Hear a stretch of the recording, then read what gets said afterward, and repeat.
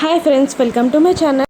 కౌశిక్కి నిషి యువరాజ్ దొంగతనం చేసి కాచి మీద అబాండం నెట్టేసినందుకు పోలీస్ కంప్లైంట్ ఇస్తాను అని బెదిరిస్తూ ఉండగా ఇది నలుగురికి వెళ్తే మన కుటుంబ పరువు పోతుంది వదిన, వద్దు ఇంట్లో తేల్చుకుందాం అని అంటూ ఉంటుంది జగదాత్రి.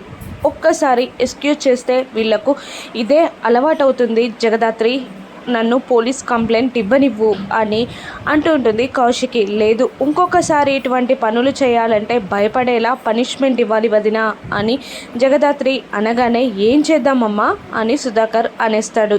ఏ దొంగతనం చేసి కాచి వాళ్ళపై నేరం నెట్టేశారో ఆ ఫ్యాక్టరీలో 50% కాచికి వాటా రాసిచ్చేలా ప్లాన్ చేయండి అని జగదాత్రి అనేస్తుంది. దాంతో నిషి, యువరాజ్, వైజయంతి షాక్ అవ్వగా, అది మా ఫ్యాక్టరీ, మేమెందుకు రాసిస్తాం అని ముగ్గురు ఒకేసారి అరుస్తారు.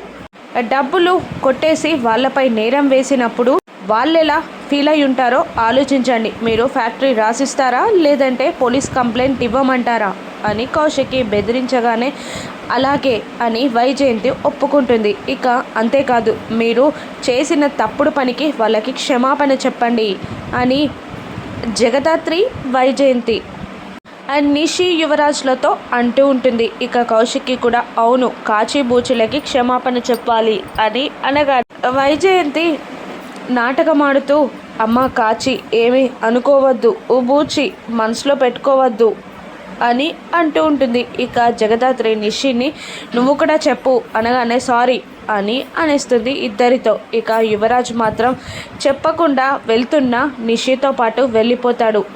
నా కొడుకు తరపున నేనే సారీ చెప్తున్నా అని వైజయంతి కూడా చెప్పి లోపలికి వెళ్ళిపోతుంది. ఇక ఆ కింద పడ్డ నగలని బూచి కౌశిక్కి అందిస్తారు. ఇక కాచి జగదాత్రి దగ్గరికి వచ్చి రెండు చేతులని పట్టుకొని, నీ వల్లే ఈరోజు నిజం బయటపడింది.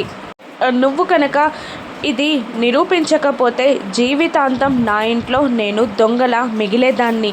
నీకు ఎలా థ్యాంక్స్ చెప్పాలో, ఎలా సారీ చెప్పాలో అర్థం కావట్లేదు అని కాచి అంటూ ఉండగా, థ్యాంక్స్లు సారీలు అవసరం లేదు, మనందరం ఒక ఫ్యామిలీ అని అంటుంటుంది జగదాత్రి. ఇక కాచి కేదార్ వైపు చూస్తూ ఉండగా, ఇక నువ్వు పిలిచినా పిలవకపోయినా నువ్వు నా చెల్లివే అని కేదార్ అనగానే సంతోషంగా ఫీల్ అవుతుంది కాచి.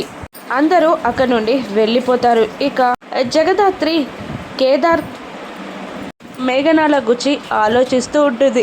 మరోవైపు కేదార్, జగదాత్రి ఇద్దరూ కలిసి బెడ్రూమ్లో శారీస్ మడతేయడానికి ట్రై చేస్తూ ఉంటారు. జగదాత్రి చక్కగా మడతేస్తూ ఉండగా కేదార్ మాత్రం అవస్థ పడుతూ ఉంటాడు. కేదార్ అవస్థని గుర్తించిన జగదాత్రి, పర్లేదు కేదార్, నేను సర్దుకుంటానులే, నీకెందుకు అని అంటుండగా, లేదు లేదు, ఈ చిన్న చిన్న పనులు మీరు మా మగవారితో చేయించాలి, అప్పుడే కదా ఇంట్లో పనుల గురించి మాకు కూడా అవగాహన వస్తుంది. మిమ్మల్ని చిన్న చూపు చూడము. ఈ చిన్న పనులు చేసుకుంటూ ఇంట్లో ఖాళీగా ఉండడం కూడా ఎంత పెద్ద పనో మాకు తెలుస్తుంది. అప్పుడు మిమ్మల్ని చిన్న చూపు కూడా చూడలేం అని అంటుంటాడు కేదార్. అబ్బో సరే మరదేయండి అని అంటూ ఉంటుంది జగదాత్రి. అప్పుడే డోర్ నాక్ చేస్తుంది కౌశికి. కాచి కూడా కౌశికి వెనకాలే ఉంటుంది. రండి వదిన అని అంటూ అందరినీ లోపలికి పిలుస్తుంది. చెప్పండి వదిన అని జగదాత్రి అనగా, నీకు ఎలా సారీ చెప్పాలో తెలియక కాచి బాధపడుతుంటే నీ దగ్గరికి తీసుకొచ్చా అని కౌశికి అంటూ ఉంటుంది. ఇక కాచి జగదాత్రి ముందుకు వెళ్ళి, నీకెలా క్షమాపణ చెప్పాలో నాకు అర్థం కావట్లేదు జగదాత్రి అని అంటూ దాత్రి కాళ్ళపై పడబోతూ ఉండగా, వద్దు అంటూ వారిస్తూ, నాకు క్షమాపణ చెప్పాల్సిన అవసరం లేదు అంటూ ఉంటుంది దాత్రి. నిషి, యువరాజ్ వాళ్ళతో కలిసి మిమ్మల్ని ఇంట్లో నుండి గెంటేయడానికి చాలా ప్రయత్నాలు చేశాను. నేను చాలా తప్పులు చేశాను, కానీ అవేవి మనసులో పెట్టుకోకుండా ఈరోజు మీరిద్దరూ కలిసి మమ్మల్ని ఇద్దరిని కాపాడారు అని అంటూ రెండు చేతులెత్తి దండం పెడుతూ సారీ చెప్తూ ఉండగా, మనందరం ఒక ఫ్యామిలీ, ఇక ఇటువంటి ఫార్మాలిటీస్ అవసరం లేదు అని అంటూ ఓదారుస్తూ ఉంటారు కేదార్, జగదాత్రి ఇద్దరు. ఇక వాళ్ళలా మాట్లాడుకొని అక్కడి నుండి బయటికి వచ్చేస్తారు. మేఘన కార్ ఇంటి ముందు ఆగుతుంది. ఇక కేదార్ని దాచేయాలని జగదాత్రి కేదార్ కోసం పరిగెడుతూ ఉండగా మేఘనాని చూసిన నిషి, వైజయంతి ఇంకా మేఘనాని రెచ్చగొట్టాలని మేఘనాకి ఒక సూపర్ ప్లాన్ చెప్పి ఒక రూమ్లో కూర్చోబెట్టి వేడి నీళ్ళతో ఆవిరి పట్టుకోమని కేదార్ని అక్కడికి పంపిస్తానని చెప్తుంది. ఇక దాంతో బెడ్షీట్ కప్పుకొని ఆవిరి పట్టుకుంటున్నట్టు యాక్టింగ్ చేస్తూ ఉంటుంది. అప్పుడే కేదార్ లోపలికి రావడంతో నిషి వాంటెడ్గా కేదార్ని లోపలికి పంపించేస్తుంది. ఇక కేదార్ ఆవిరి పట్టుకుంటున్నది జగదాత్రి అనుకొని దుప్పెట్లో దూరి మేఘనాని చూసి షాక్ అవుతాడు. ఇక వెళ్ళిపోవాలని కేదార్ ట్రై చేస్తున్నా కూడా కేదార్ వెళ్ళనివ్వకుండా కేదార్ చేతులని గట్టిగా పట్టుకుంటుంది మేఘన.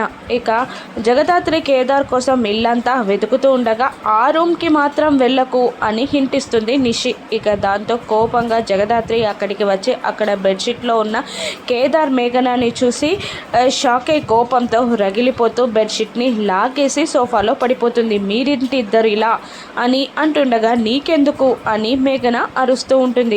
నువ్వనుకొని బెడ్షీట్లో దూరాను అని అంటుండగా నేను కాదని తెలిసినప్పుడు బయటికి రావాలి కదా అని జగదాత్రి అంటూ ఉంటుంది. నేను రానివ్వకుండా చేతులు పట్టుకుంది మేఘన అని కేదార్ కంప్లైంట్ చేస్తూ ఉంటారు. అయినా మీ ఇద్దరి బంధం ఏంటో నాకు అర్థం కావట్లేదు. కేదార్కి గర్ల్ ఫ్రెండ్ ఉంది అని చెప్పారు, మీరెందుకు ఇంత స్ట్రేంజ్గా బిహేవ్ చేస్తున్నారు అని అంటుండగా జగదాత్రి కేదార్లు గతుక్కుమంటారు. ఇప్పుడు నేను కేదార్ గర్ల్ ఫ్రెండ్ని చూడాలి అని అంటుండగా ఇప్పటికిప్పుడు చూడడం కుదరదు కదా అని కేదార్ జగదాత్రి ఒకేసారి అనగా నిషి అయితే ఫోన్లోనైనా మాట్లాడించుమను అని అంటూ ఉంటుంది. నిషి మేఘనాని అవును ఫోన్ చేసి నీ గర్ల్ ఫ్రెండ్తో నాకు మాట్లాడించు అని మేఘన అంటూ ఉంటుంది. ఇప్పటికిప్పుడు ఎలా మాట్లాడిస్తాను, తను ఏ పని మీద ఉందో ఏంటో అని కేదార్ అంటూ ఉంటాడు. ఇక మేఘన నుండి కేదార్ని జగదాత్రి ఏ విధంగా తప్పిస్తుందో రాను ఎపిసోడ్స్లో చూద్దాం. Thank you for watching.